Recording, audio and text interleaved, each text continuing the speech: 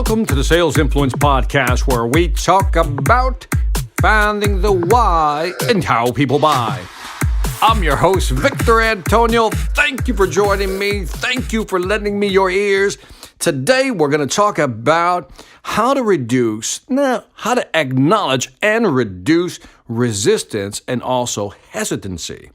Now, I came across this study, and this study is quite eye-opening, and it shows you how you can influence somebody with a simple phrase that is negative. Yeah, here it comes. They did a study, and what they were looking to do is that, they had a person who needed money for a parking meter, right? Person needs money for a parking meter, and the study would say just approach any random pedestrian and ask them if they would be willing to give you money for the meter. So in other words, you would approach somebody and you say, excuse me, would you be willing to give me, some money for the meter?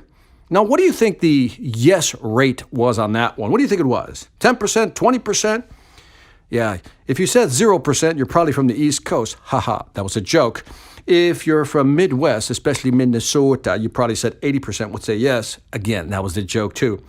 But the study revealed that 50% of the people agreed to give the person some money for the meter.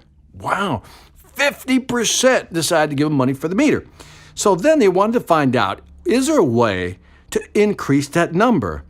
And what they decided to do was to use a phrase that would acknowledge the resistance to giving somebody money, acknowledge their hesitancy, and then make the request. So instead of just saying, would you be willing to give me money for the meter? They added this phrase at the beginning, a preamble. It goes, look, excuse me, sir, I know you might not want to. But would you be willing to give me money for the meter? What do you think happened? That's right. There was a spike in the number of yeses. Why? Why did that work? Why did that work in the majority of cases? Let's analyze this. By acknowledging the resistance, I know you might not want to, but, and by the way, you realize that but negates the previous statement. But the interesting part here is that you're acknowledging that they might not want to do it. I know you might not want to, but is there any way you'd be willing to give me money for the meter? And so I think this is a simple, powerful way to kind of lower the buyer's resistance. I know you may not want to, for example, but would you be willing to start next week? Let's say I want to ask somebody to start a project, right? And I know they're busy, but I said, I know you might not want to, but would you be willing to start next week? Or how about this one? Let's say you're trying to set up a meeting and you say something like this. I know you might not want to, but can we get together next Monday for 30 minutes or so? And again, you'll feel the difference because, again, you're acknowledging that they're busy, that there may be some resistance, but by doing that, you lower that resistance. How about this one? I know you might be busy, or you may not want to, but, buying this now will save you a lot of headaches and money in the long run. That's a nice way to do an upsell right there. I know you may not want to, but buying this now or adding this feature will save you a lot of headaches and a lot of money in the long run. So there's so many ways. And by the way, you don't have to use the I know you may not want to, but you can come up with your own variations. Like maybe say something like this. Maybe now isn't a good time, but can we get together on Monday for 30 minutes or so? Oh, how about this one? You've heard this one.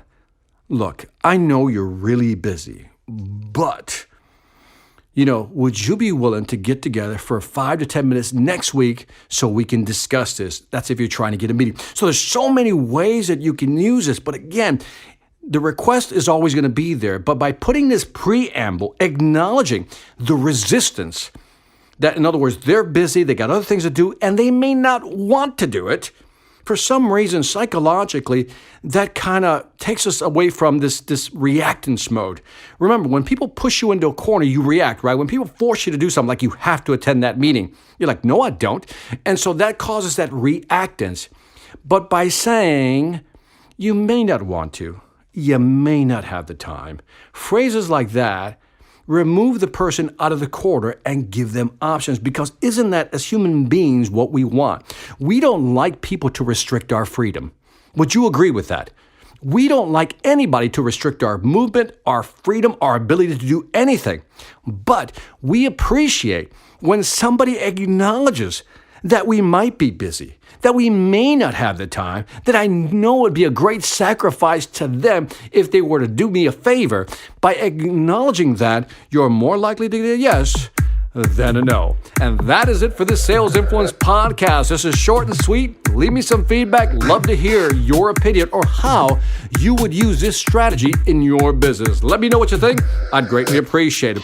Also, as always, check out my online sales training platform. If you haven't already, why? The Sales Velocity Academy, over 50 courses, 500 plus videos. It is the least expensive, the most affordable platform you're going to find on the internet today. You can't get a better deal than what I'm offering you right now.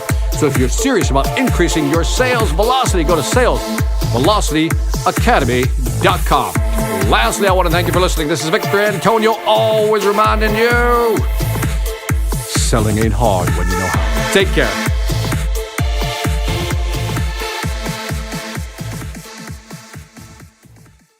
Hi, I'm Victor Antonio. I'm an author, sales trainer, and keynote speaker. I'm often asked, what makes a great speaker? Is it someone who delivers real content that the audience can use? Is it someone who engages the audience so they're part of the learning experience? Or is it someone who can motivate an audience to push them beyond their comfort zone and discover new abilities? The answer is yes. But the most important thing to remember is that I'm not there to look good. I'm there to make my client look good. Simply put, it's never about me, and it's always about them.